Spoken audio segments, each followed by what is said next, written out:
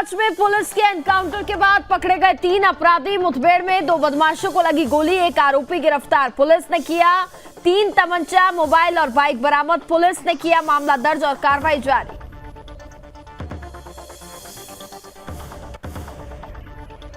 बुलंदशहर में महिला सिपाही की पाठशाला पुलिस वाली मैडम के नाम से मशहूर हुई। गुड्डन चौधरी गरीब बच्चों के लिए सड़क किनारे लगाती हैं पाठशाला। गुड्डन चौधरी ने कहा, लोग भी दें अपना सहयोग। कुशीनगर में बाल क्रीड़ा प्रतियोगिता का हुआ आयोजन। शिक्षा विभाग की बड़ी लापरवाही आई सामने। मासूम छात्रों के भविष्य के साथ हो रहा खिलवाड़। पीएसए ने कहा, दोषियों के विरुद्ध जल्द की जाएगी कार्रवाई।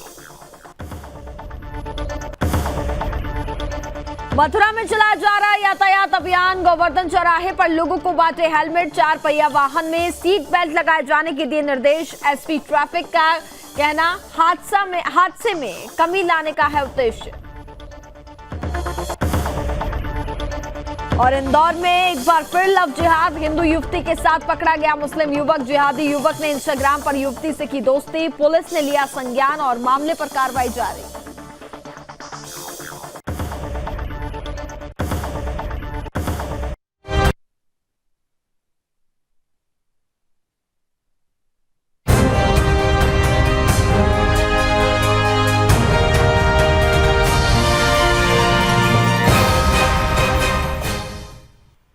नमस्कार, मैं हूं आपके साथ कनिका अरोड़ा और आप देख रहे हैं सुदर्शन न्यूज। तो बुलेटिन की शुरुआत करते हैं इस वक्त की बड़ी खबरों के साथ। यूपी में पुलिस का अपराधियों के खिलाफ एक्शन लगातार जारी है, तो वहीं बदमाशों के खिलाफ ऑपरेशन लंगड़ा भी लगातार चलाया जा रहा है।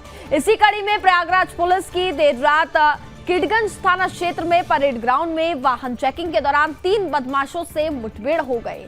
लूट व हत्या की घटनाओं को अंजाम देने वाले 3 अपराधियों से हुई मुठभेड़ के बाद पुलिस ने तीनों अभियुक्तों को गिरफ्तार कर लिया है। एसपी सिटी संतोष कुमार मीणा के मुताबिक पुलिस टीम को देखकर बदमाश भागने लगे और बदमाशों ने बाइक गिर जाने के बाद पुलिस टीम पर फायरिंग शुरू कर दी। पुलिस की ओर से की गई जवाबी फायरिंग में 2 बदमाश रजत और राज उर्फ रोमियो के पैर में गोली लगी है। पुलिस की गिरफ्त में आए अपराधियों ने 15 नवंबर को शुभम यादव को किडगंज थाना क्षेत्र में गोली मारी थी और आरोपियों के पास से पुलिस ने 3 तमंचा, कारतूस, मोबाइल और बाइक भी बरामद की है। घायल आरोपियों को इलाज के लिए अस्पताल में भर्ती कराया गया। पुलिस अब गिरफ्तार आरोपियों के आपराधिक इतिहास को भी खंगाल रही है। फिलहाल पुलिस ने मामला दर्ज कर लिया है और आगे की कार्रवाई जारी है। देखिए, ये कीड़गंज में 15 तारीख को सुबह लगभग 10:30 बजे के आसपास एक घटना को अंजाम दिया गया था, जिसमें मोबाइल छीनने की कोशिश की गई और गोली चलाई गई। इसमें एक आदमी घायल हुआ और ये लोग 3 लोग बाइक पे थे। वहाँ से ये लोग फरार हो गए। इसके बाद से कीड़गंज थाने में इनके ऊपर मुकदमा लिखा गया और एसओजी की टीम, कीड़गंज थाने की टीम, अतरसुइया की टीम लगातार इनके पीछे लगी रही। इनको ट्रैक करते हुए कल रात मुखबिर खास की सूचना मिली कि ये लोग परेड ग्राउंड के पास मौजूद हैं। उस पर अतरसुइया और कीड़गंज की जॉइंट टीम वहाँ पर पहुँची और इनके साथ मुठभेड़ हुई, जिसमें 2 बदमाशों को पैर में गोली लगी। रजत और राज इनके नाम हैं, उनको हॉस्पिटल भेजा गया और तीसरा जो बदमाश है प्रकाश, उसको वहीं से गिरफ्तार। उत्तर प्रदेश पुलिस की कार्यशैली पर अधिकतर लोग बहुत सवालिया निशान लगाते रहते हैं, लेकिन बुलंदशहर के थाना खुर्जा देहात में तैनात महिला कांस्टेबल गुड्डन चौधरी ने समाज में पुलिस की एक ऐसी मिसाल दी है जिसे देखकर सुनकर हर कोई पुलिस वाली मैडम की तारीफ करते नहीं थक रहा है। दरअसल खुर्जा में पुलिस वाली मैडम के नाम से मशहूर होने वाली महिला आरक्षी गुड्डन चौधरी ऐसे बच्चों के लिए एक वरदान की तरह साबित हो रही हैं जिनके परिजन पैसों के अभाव के चलते अपने बच्चों को स्कूल पढ़ने के लिए नहीं भेज पाते। वहीं करीब 3 दर्जन से भी ज्यादा बच्चों को ये पुलिस वाली मैडम हर रोज ड्यूटी करने के बाद अपना कीमती समय निकालकर सड़क पर ही पाठशाला लगाकर पढ़ाया करती है। वह हर रोज ऐसे बच्चों को पढ़ाती हैं जो बच्चे किसी तरह से स्कूल नहीं जा पाते। खास तौर पर सड़क के किनारे बेसहारा लोग जब तंबू गाड़ कर रहते हैं और झुग्गी झोपड़ियों में रहते हैं, पुलिस वाली मैडम जो बच्चे पैसे की वजह से पेन, कॉपी, पुस्तक नहीं खरीद पाते, उनको वे खुद अपने पैसों से पढ़ने की सामग्री भी खरीद कर देती है बच्चों को पढ़ने के लिए। गुड्डन की इस पहल को देखते हुए एसएसपी श्लोक कुमार भी पुलिस की तरफ से मदद का आश्वासन दे रहे हैं और साथ ही महिला आरक्षी की शानदार पहल के लिए अपने हाथों से प्रशस्ति पत्र देने की भी पहल कर रहे हैं। से इन बच्चों को पढ़ा रही हूँ, लेकिन बीच में जो कोरोना महामारी के कारण मुझे ये बच्चे पढ़ाई बंद करनी पड़ी इनकी। लेकिन जैसे ही कोरोना महामारी से थोड़ी सी राहत मिली और ये स्कूल और कॉलेज जो भी ओपन हुए, उसके बाद मैंने सोचा मैं बच्चों के साथ जो मेहनत करी है उसको दोबारा मैं एकदम से सीक्वेंस या रेगुलर रखना चाहती हूँ। क्या उद्देश्य पूरा इन बच्चों के लिए आप समय देते हैं? उद्देश्य तो यही है कि हर व्यक्ति के पास 24 आवर्स ही होते हैं, उसमें से अच्छे कार्यों के लिए, सोशल वर्क के लिए समय निकालना वो हमारा अपना मैनेजमेंट होता है। क्योंकि हर इंसान 12 या 13 घंटे मोस्टली ड्यूटी करता है, उसके बाद 13वां घंटा तो हमें सोशल वर्क के लिए मिलता है। जैसे मेरी नाइट ड्यूटी है तो मैं डे में पढ़ाती हूँ, और डे मेरी ड्यूटी रहती है तो शाम को मैं इन्हें शाम को 1 या 1.5 घंटा पढ़ाती हूँ। और किसी दिन ऐसा होता है कि जैसे ड्यूटी कहीं बाहर लगती है तो मैं नहीं भी पढ़ा पाती हूँ, तो इन्हें फ़ोन करके सूचित कर देती हूँ क्लास लगाओ। और इनमें कुछ स्टूडेंट ऐसे हैं इंटेलिजेंट, जो ये छोटे बच्चे हैं, उनकी ये खुद पढ़ाते हैं अपने बहन भाइयों को। ये बुलंदशहर पुलिस के थाना खुर्जा देहात में पोस्टेड गुड्डन चौधरी नाम के महिला आरक्षी हैं, जो कि अपने दैनिक कार्यों के अलावा समय निकालकर गरीब असहाय बच्चों को पढ़ाती हैं, जो कि बहुत ही सराहनीय कार्य है।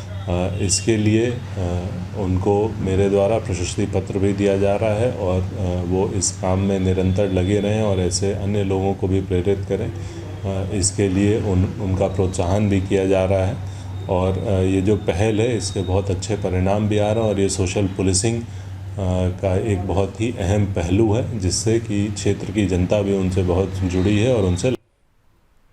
अगली खबर यूपी के कुशीनगर से है, जहां शिक्षा विभाग की बड़ी लापरवाही सामने आई है। दरअसल जिला स्टेडियम में बाल क्रीड़ा प्रतियोगिता का आयोजन किया गया है। प्रतियोगिता में सम्मिलित होने के लिए पूरे जिले से छात्रों का चयन ब्लॉकवार किया गया है, और चयनित छात्रों को प्रतियोगिता स्थल तक लाने के लिए शिक्षा अधिकारियों को इसकी जिम्मेदारी सौंपी गई थी। लेकिन अपनी जिम्मेदारियों से लापरवाह अधिकारी मासूम छात्रों को ट्रैक्टर ट्रॉली और पिकअप वैन में ले जाते हुए नजर आए, जो तस्वीरों में साफ देखा जा सकता है कि बच्चों को किस तरीके से ले जाया जा रहा है, जिन्हें इन मासूमों को सुरक्षित ले जाने और आने की जिम्मेदारी सौंपी गई थी।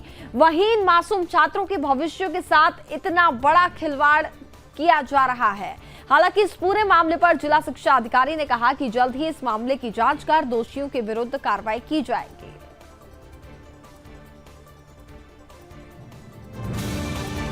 किस विद्यालय से ऐसी कोई संज्ञान में मेरे आता है ऐसी कोई बात, हम जरूर उस पर कोई न कोई कार्रवाई करेंगे, और संबंधित खंड शिक्षा अधिकारी से इस बारे में हम जांच रिपोर्ट लेंगे।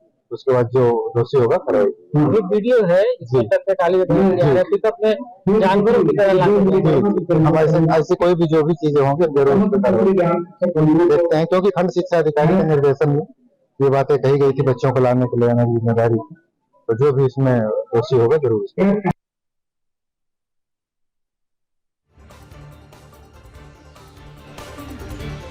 वहीं अगली खबर सोनभद्र से है, जहां एनसीएल की जमीन पर अवैध अतिक्रमण का मामला सामने आया। दरअसल शक्तिनगर में सड़क बनाने के लिए लोगों को घरों को गिराया जा रहा है, जिसके चलते लोगों में भारी आक्रोश है। इसी क्रम में महिलाएं और पुरुषों ने जिलाधिकारी कार्यालय पर पहुंचकर जमकर नारेबाजी की है, और प्रदर्शनकारियों का आरोप है कि जिले के शक्तिनगर में स्थित एनटीपीसी कंपनी द्वारा सड़क बनाने के लिए उनके घरों को गिराया जा रहा है, और इसके एवज में कोई मुआवजा भी नहीं दिया जा रहा। लोगों का आरोप है कि एनटीपीसी के लोग अचानक आकर मुनादी कराने लगे और घर छोड़ने के लिए सोमवार तक का वक्त दे दिया गया।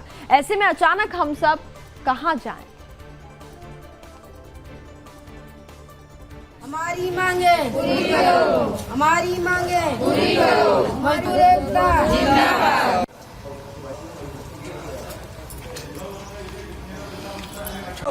काहे पर बाबू जुग्गी झल्ला हम लोग के उधार देता है सरकार। हम ठंडी में कहाँ जाएं, गरीब आदमी झाड़ू पोछा करते हैं, किसी का बर्तन धोते हैं, यही काम करते हैं बेटा। ये उजाड़ा था तुम्हारा? अब सरकार उधार रही है, काहे उजाड़ रही है? पता क्या नहीं, कारण है? पेट तो पता नहीं, रोट निकाल रहे हैं। अच्छा, कितने सालों से आप लोग रह रही वहाँ? अरे बाबू हम लोग तो 50-60 साल को रह गया। हमारा बाल बच्चे आदमी सास ससुर खत्म वही हो गया। हम लोग का घर इंसियल गिरा रहे हैं। क्यों क्यों? हम लोग तो बहुत दिन हो गया रहते बोल रहे हैं रोड निकालेंगे तो ठीक है, रोड तो दूरी है, घर दूरी है तो रोडे भर न लेंगे कि हम लोग को उजाड़ देंगे। ठंडा में कहाँ लड़का बच्चा लेके जाए, झाड़ू पोछा वही लोग का बनाते हैं, वही लोग का खाना बनाते हैं। तो आप लोग को नोटिस दिए थे? नोटिस भी दे रहे हैं, अलाउंस भी कर रहे हैं, तो बताइए कौन व्यवस्था, या तो जगह दे तब हटाएं या तो हम लोग को उसी जगह छोड़ दे, जितना रोड है उतना ले ले। तो बात आप लोग की हुई थी एनसीएल वालों से, कुछ बोला? नहीं, एनसीएल वाले हम लोग से बात नहीं कर रहे हैं, खाली बस गिराने बोल रहे हैं, हटाएंगे रोज अलाउंस कहाँ जाए। खबरों में आगे बढ़ते हैं। अगली खबर चंदौली से है, जहां माधोपुर नवीन मंडी के समीप देर रात डंपर और कार के बीच भीषण टक्कर हो गई। इसमें 2 युवकों की मौके पर ही मौत हो गई, वहीं अन्य 4 लोग गंभीर रूप से घायल हो गए हैं। सूचना पर पहुंची पुलिस ने सभी घायलों को जिला अस्पताल में भर्ती कराया। यहां एक घायल की हालत गंभीर थी। प्राथमिक उपचार के बाद चिकित्सकों ने उसे वाराणसी ट्रॉमा सेंटर रेफर कर दिया गया। दरअसल 6 लोग हर घर जल योजना में कार्य करते थे और देर रात जौनपुर से कार्य खत्म करके कार से बिहार जा रहे थे। इसी बीच चंदौली के नेशनल हाईवे पर पहुंचते ही एक डंपर से कार की जोरदार टक्कर हो गई। भीषण सड़क हादसे में मौके पर ही सतीश और अजय की मौत हो गई। पुलिस ने शवों को कब्जे में लेकर पोस्टमार्टम के लिए भेज दिया है। फिलहाल पुलिस ने मामला दर्ज कर लिया है और आगे की कार्रवाई जारी है।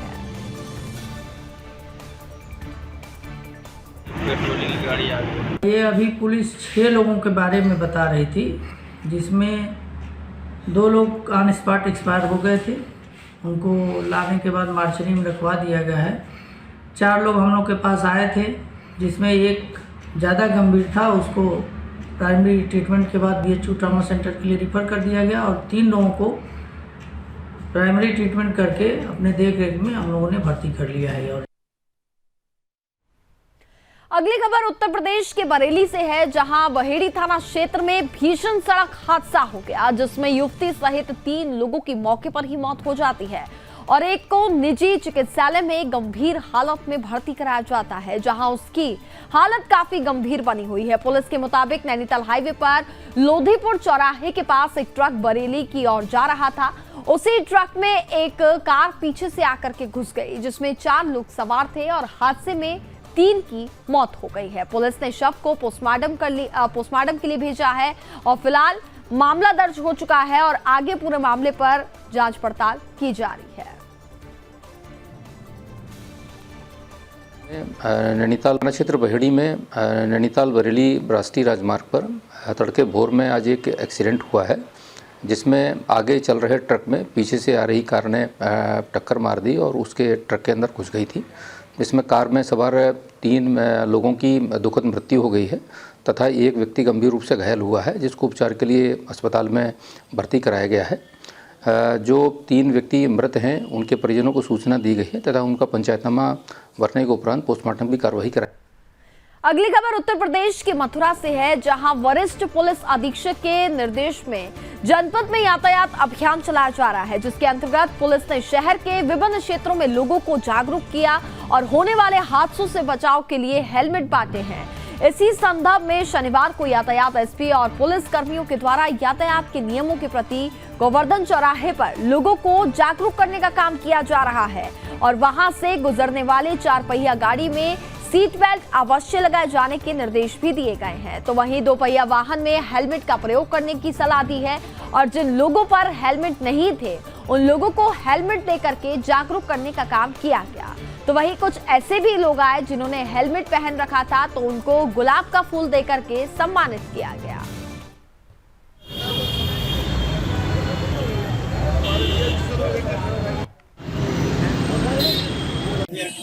नवंबर से यातायात माह का कार्यक्रम चलाया जा रहा है। इसमें हम लोगों के द्वारा विभिन्न तरह के जागरूकता के कार्यक्रम चलाए जा रहे हैं। विभिन्न स्कूलों में, ग्राम, इसके अतिरिक्त चौराहों पे, रजिस्टर पम्फलेट के द्वारा। और आज देख रहे हैं कि जिन लोगों ने हेलमेट नहीं पहन रखे हैं उनकी सुरक्षा के लिए हम लोग आगे की कार्रवाई। सर कितने हेलमेटों का वितरण किया गया और किन लोगों को इसका वितरण दिया गया है? काफ़ी संख्या में हेलमेट का वितरण किया गया और देख रहे हैं कि ऐसे लोग जो बिना हेलमेट की गाड़ी चला रहे हैं और उनको ये एहसास दिलाने के लिए, महसूस कराने के लिए उनके जीवन की सुरक्षा। तो चलिए अब बात करते हैं मध्य प्रदेश की। मध्य प्रदेश के इंदौर से खबर सामने आ रही है, जहां हिंदू युवती के साथ एक मुस्लिम जिहादी मोहम्मद दानिश खान को बजरंग दल के कार्यकर्ताओं ने अश्लील हरकत करते हुए पकड़ा।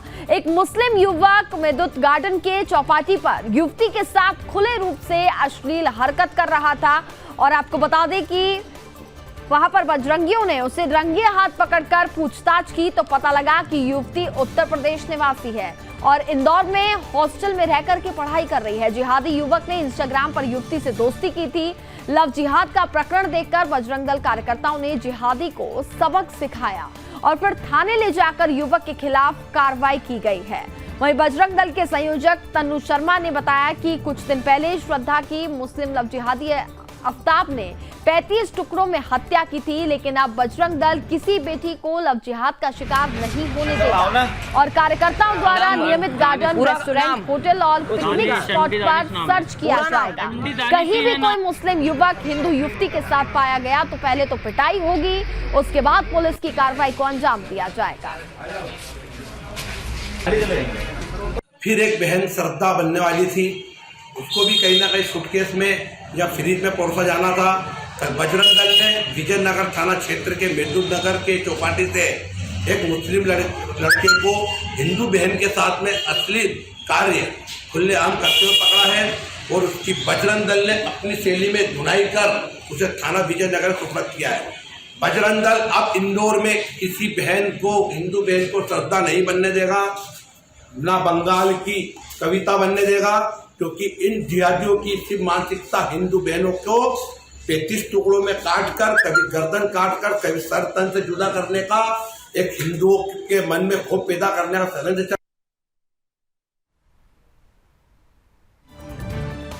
और अब बात करते हैं इंदौर के बाद धार जिले की, जहां ग्राम तोड़नौद में गलत दवाई देने से किसान के 4 बीघा खेत में लगी गेहूं की फसल बर्बाद हो गई। पीड़ित ने जब मुस्लिम दुकानदार के पास शिकायत लेकर के गए तो दुकानदार ने उसे बदतमीजी कर दुकान से भगा दिया। पीड़ित ने कलेक्टर कार्यालय में आवेदन देकर फसल की नुकसानी और साथ ही दुकानदार के खिलाफ कानूनी कार्रवाई की मांग की है। किसान राजेश पाटीदार ने आवेदन में बताया कि खेती करना उसका मूल व्यापार है और सोयाबीन की फसल काटने के बाद 4 बीघा जमीन में गेहूं की फसल लगाई थी।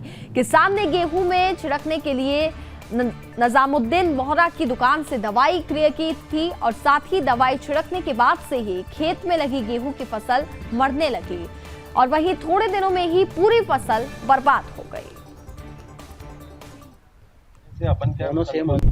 सर ये 240 दवाई हमने स्प्रे किया था इसको, उसने 2 लीटर 240 दवाई दी, उसके साथ में आधा लीटर सफाया दवाई दे दी। वो दवाई स्प्रे करने के तुरंत बाद ही शाम को सुबह स्प्रे करा, शाम को गेहूँ लेट गए। सुबह आके वापस देखा तो गेहूँ पूरे सफ़ेद हो गए थे और उससे हमने दुकानदारों को फ़ोन लगाया तो उसका एक आदमी आया, देख गया, उसने बोला आके राजीनामा कर लेते अपन दुकान पे।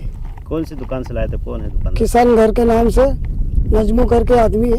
अच्छा, क्या बोला उसके बाद? वो बोले कि आके ना अपन राजीनामा कर लेते हैं। दुकान पे गए हम तो बहुत बेहस। खबरों में आगे बढ़ते हैं। अगली खबर छत्तीसगढ़ के जशपुर से है, जहां जशपुर में प्रधान पाठक के पदोन्नति की सुस्त चाल को देखकर के जिले के सहायक शिक्षकों में काफी असंतोष है। सरगुजा संभाग के अन्य जिलों में पदोन्नति के लिए सूची जारी हो गई है। ऐसी स्थिति में जशपुर में प्रधान पाठकों की पदोन्नति नहीं होने से सहायक शिक्षक असंतुष्ट हैं। इसी सिलसिले में छत्तीसगढ़ सहायक शिक्षक फेडरेशन दलबल के साथ डीईओ जशपुर में उपस्थित होकर पदोन्नति की प्रक्रिया में को तेजी लाने के लिए डीईओ से अनुरोध किया और सहायक शिक्षकों के द्वारा 25 नवंबर को जिले में 1 दिवसीय धरना प्रदर्शन का आह्वान भी किया गया है। वहीं जिला अध्यक्ष अजय कुमार गुप्ता ने बताया कि शीघ्र ही पदोन्नति आदेश जारी करने की मांग को लेकर धरना प्रदर्शन और रैली करने का ज्ञापन अपर कलेक्टर को सौंपा गया है।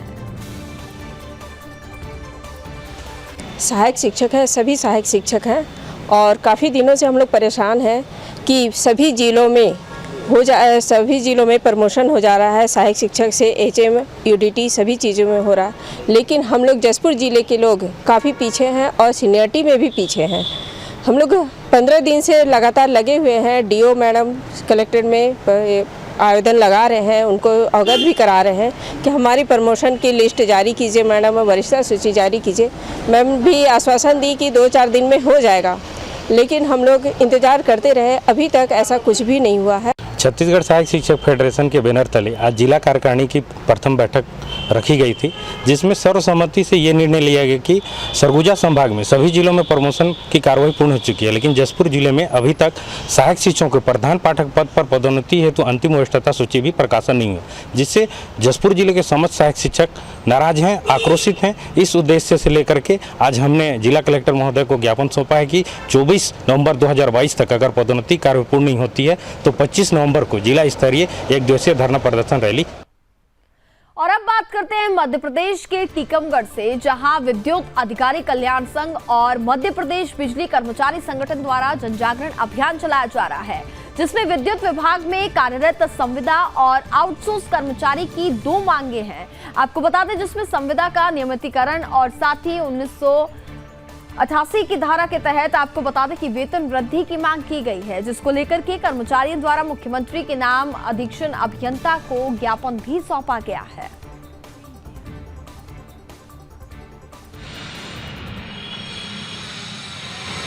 आज ये ज्ञापन 2 लोगों का है। एक तो हमारे जो संविदा कर्मचारी और अधिकारी, कनिष्ठ अभियंता, सहायक अभियंता और कर्मचारी बाबू सभी तरह के जो कांटेक्ट में संविदा वे हैं।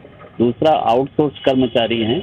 इनकी मांगे हैं कि हमारा इसमें जो संविदा वालों की मांग है कि हमको नियमितीकरण किया जाए और ये आउटसोर्स का इसमें कंपनी में सम्मिलन किया जाए। ये 2 उनकी मांगे हैं और निश्चित रूप से ये मांगे जायज़ हैं और बहुत पहले से मांग कर रहे हैं और सरकार के इसमें बहुत पहले मंशा भी थी, उसको पूरा करना चाहिए जिससे और अच्छे तरीके से इस कंपनी का विभाग का काम हो सके। हमारी 2 ही मांगे हैं, एक है संविदा कर्मियों का नियमितीकरण, दूसरा है आउटसोर्स कर्मियों का संविलियन। क्या विशेष मांग है, क्या है आपकी मांग में, क्या रखा है? तो विशेष मांग में हमारा यह है कि जो 2013 में भारतीय जनता पार्टी ने जब सरकार ने मैनिफेस्टो जारी किया था, उसमें ये मांग रखी, उन्होंने मैनिफेस्टो में रखा गया था कि सभी आउटसोर्स संविदा कर्मी का हम रेगुलर करेंगे। इससे पहले भी आपको ज्ञापन दे चुकी है? पूर्व में भी हमारे द्वारा लगातार पत्र के माध्यम से और धरना प्रदर्शन देकर भी ज्ञापन दे चुके हैं। लगभग ये 10 से 12 बार हम ये कर चुके हैं। लेकिन उसके बाद जनप्रतिनिधियों को भी, विधायक, माननीय गण, कलेक्टर महोदय के माध्यम। उत्तर प्रदेश में 5 दिसंबर को होने वाले उपचुनाव के लिए सभी पार्टियां अपनी ताकत झोंक रही हैं, जहां एक तरफ मुलायम सिंह के निधन के बाद मैनपुरी लोकसभा सीट पर समाजवादी पार्टी ने डिंपल यादव को चुनावी मैदान में उतारकर अपना परिवारवाद कायम रखा, तो वहीं दूसरी तरफ भारतीय जनता पार्टी ने पुराने समाजवादी रघुराज सिंह शाक्य को चुनावी मैदान में उतारकर सपा को कड़ी टक्कर देने का मन बनाया है। और उपचुनाव को लेकर भारतीय जनता पार्टी के प्रदेश अध्यक्ष भूपेंद्र चौधरी का मानना है कि भारतीय जनता पार्टी 365 दिन चुनावी मोड में रहती है और आपको बता दें कि भाजपा सरकार के काम को लेकर चुनाव में भी जाएगी।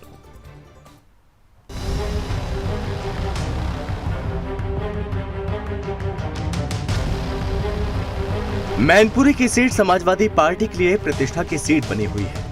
मुलायम सिंह के निधन के बाद यादव परिवार की बहू डिंपल यादव अब मैदान में है।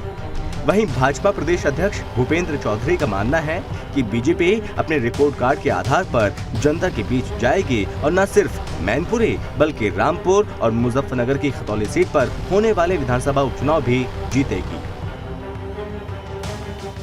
जो हमारे विचारधारा से जुड़े विषय हैं उनको प्रमुखता से समाज के जनता के बीच में रखेंगे और मैं ये कह सकता हूँ कि पूरे हम लोग अपने रिपोर्ट कार्ड के साथ जनता के बीच में जाएंगे और निश्चित रूप से मैनपुरी,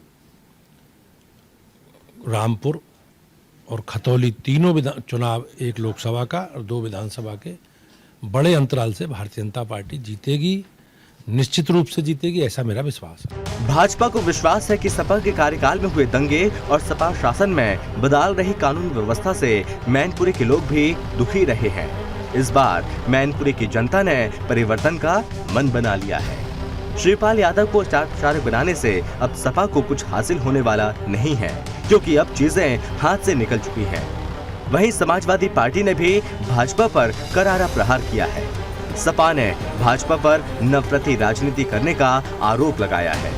इन सब के बीच आम जनता के मन में मैनपुरी सीट के परिणाम को लेकर दिलचस्पी बनी हुई है। और समाजवादी पार्टी की सरकार के कार्यकाल का गुंडागर्दी, बेईमानी, भ्रष्टाचार, अराजकता थे, प्रदेश को दंगों का प्रदेश बना दिया था। ये सारी विषय जनता जानती है और इस बात का भय समाजवादी पार्टी को भी है कि जनता मन बना चुकी है समाजवादी पार्टी को हराने का।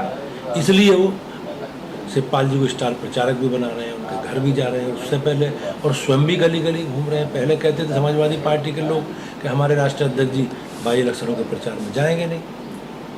तो कहीं ना कहीं जनता की इच्छा शक्ति और जनता ने जो मन बनाया भारतीय जनता पार्टी को वोट देने का, जिताने का, मैनपुरी की जनता ने, और निश्चित रूप से मैं कहता हूँ उसी का प्रभाव है ये कि आज अखिलेश जी गली गली घूम रहे हैं, समाजवादी पार्टी के वरिष्ठ नेता शिवपाल जी को स्टार प्रचारक बना रहे हैं और कहीं ना कहीं ये संदेश देने की कोशिश कर रहे हैं कि हम सब एक हैं। लेकिन चीज़ें अब हाथ से निकल चुकी हैं। ये सीजनल चुनाव नहीं है, सीजनल नेताओं का चुनाव नहीं है जी। अब जनता के बीच में जो रहेगा वो उसे जनता का आशीर्वाद और स्नेह मिलेगा। हमारी पार्टी हमेशा चुनावी मोड में रहती है।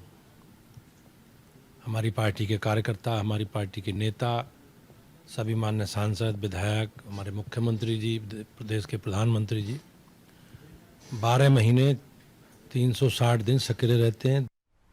और इसी के साथ फिलहाल इस बुलेटिन में बस इतना ही। देखते रहिए सुदर्शन न्यूज। जय हिंद।